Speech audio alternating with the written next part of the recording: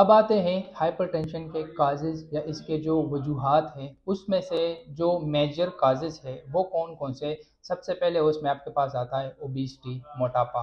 दूसरा आपके पास आता है स्मोकिंग, जो बंदे ज़्यादा स्मोक करते हैं उनको हाइपरटेंशन बहुत ज़्यादा प्रोन होते हैं। तीसरी हमारे पास आते हैं फैमिली हिस्ट्री, जिन बंदों की फैमिलीज़ में हाइपरटेंशन होता है तो उनको ये खतरा बढ़ जाता है, चांसेस बढ़ जाते हैं कि उनको हाइपरटेंशन हो। चौथा हमारे पास खुराक की, जो हमारे पास यहाँ पर फास्ट फूड होता है या ज़्यादा नमक का इस्तेमाल जो करते हैं या जो प्रोसेस्ड फूड यूज़ करते हैं, तो उनमें भी चांसेस बढ़ जाते हैं हाइपरटेंशन के। इसके साथ साथ सेडेंट्री लाइफस्टाइल, जब आप खाना खाते हो और उसके बाद कोई वर्जिश नहीं करते, कोई एक्सरसाइज नहीं करते, वॉक नहीं करते, तो वो भी हमारे पास एक मेजर फैक्टर है हाइपरटेंशन के कॉज में। और लास्ट हमारे पास स्ट्रेस जो है, प्रोलॉन्ग स्ट्रेस अगर आप उसमें हो तो ये हमारे पास मेजर काजेज़ है हाइपरटेंशन के।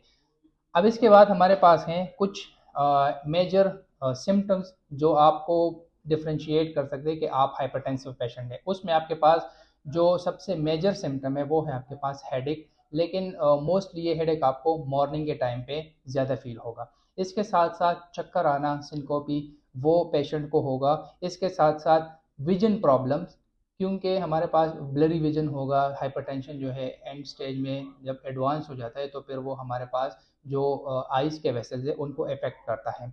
और लास्ट हमारे पास डिफ़िकल्टी इन ब्रीथिंग और चेस्ट पेन। तो ये हमारे पास मेजर सिम्टम्स है हाइपरटेंशन के। अब आपने हाइपरटेंशन को डायग्नोस कैसे करना है, उसको मैनेज कैसे करना है। सबसे पहले आपने डेली जब आप उठते हो अर्ली इन द मॉर्निंग, आपने अपने बीपी को मेजर करना है। और आपने इसको 1 हफ्ते के लिए मेजर करना है और आपने अपने पास एक रिकॉर्ड बनाना होता है। क्योंकि हाइपरटेंशन एक ऐसी बीमारी है कि आप एक बीपी के रीडिंग पे किसी पेशेंट को टैग नहीं लगा सकते हाइपरटेंसिव। समटाइम्स पेशेंट क्लिनिक में आता है तो उसको वाइट कोट हाइपरटेंशन भी हो सकता है, डॉक्टर की डर की वजह से या क्लिनिक के डर की वजह से। तो उसको आपने रूल आउट करना है। जब आप स्ट्रेस फ्री एनवायरनमेंट अपने ही घर में जब सुबह उठते हो तो आप अपनी बीपी को मेजर करें 1 हफ्ते के लिए। अगर वो आपके पास 140 और 90 से अबव आ गया तो फिर आप हाइपरटेंसिव पेशेंट है। इस तरह आप इसको डायग्नोज करते हैं।